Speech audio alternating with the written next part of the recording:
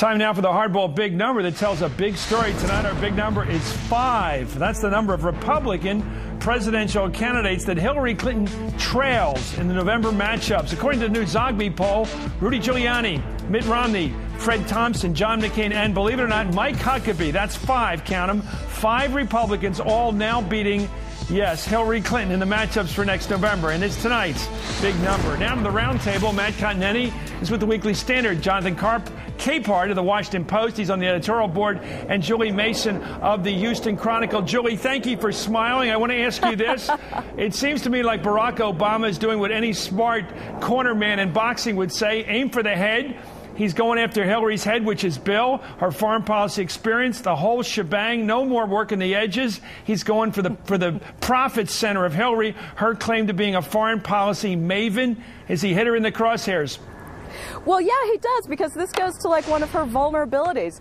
Is Bill Clinton an asset or is he a liability? And is being his wife, is that simply enough to present yourself as a credible candidate on foreign policy? I think he could score some points here. The thing is, he doesn't seem very comfortable with being on the attack. It doesn't seem to suit him. Yeah, we'll see about that. Matt, what do you think of this? He's pretty comfortable on the attack in that Nightline interview. He sure does, with that close-up. I think Obama is hitting his stride exactly when it matters. You know, we go through these cycles. We were in a Hillary cycle about a month ago when she was going to be our next president. We're now in an Obama cycle. Everybody's waking up to the fact that he could win in Iowa.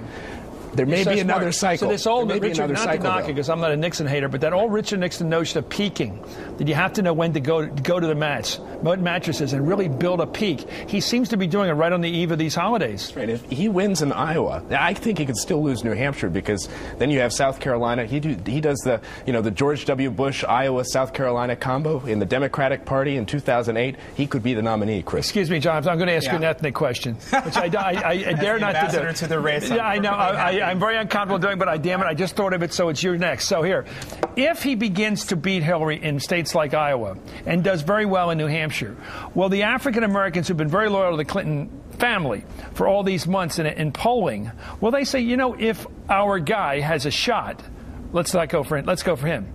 Will that change people's loyalties to Obama? Well, it could, but I think Obama's problem, as we've read in the press, is a generational one, where you have younger African Americans who look at him and say, yeah, he's great, let's vote for him. But you have older African Americans who look at him and say, he's cute, he's nice and all, like my mother. But how about he's cute, he's nice and all, but say if he's winning, though? If he's beating Hillary, what will she say? She might think about voting for him, but in the end, I think my mother would still vote for Hillary. Is that skepticism about his ability in the general?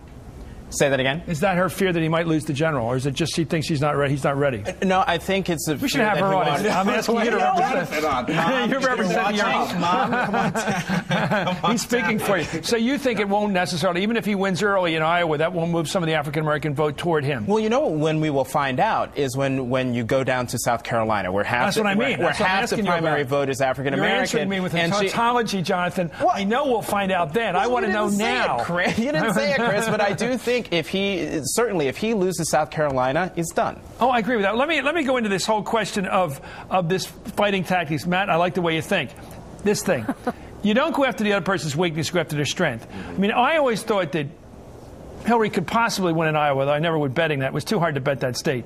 But even if she lost it, Bill would come in like the cavalry charging in an old Western in New Hampshire, because he's pretty popular up there. Now I'm beginning to think it's a mixed bag when he shows up. He didn't look quite right in the tape I saw today. Like, are you back in the picture again? Aren't you gone from the show? Right. But polls show people are pretty comfortable with Bill Clinton being back in the White House. But here's the thing in New Hampshire. How about back in the campaign? Back in the campaign, he's going to be there. Those independents, Chris, who are going to vote in the Democratic primary in New Hampshire, they're probably not going to vote in the Republican primary. They're probably going to vote in the Democratic primary, and those independents are anti-war. They're fed up with Iraq. I don't think they're going to vote for the Democrat most identified with the Iraq war. That's Hillary Clinton. I have always questioned. Julie, is that a problem? I never thought the Democrats would run somebody who was pro-war if war is the #1 issue of the year. Yeah, I know. I don't get it either, but I agree with Matt. I mean, I think the independents are definitely going to go for her. I like being with people who are agreeable. At least two of you completely agree with me. Well, you're watching Hardball.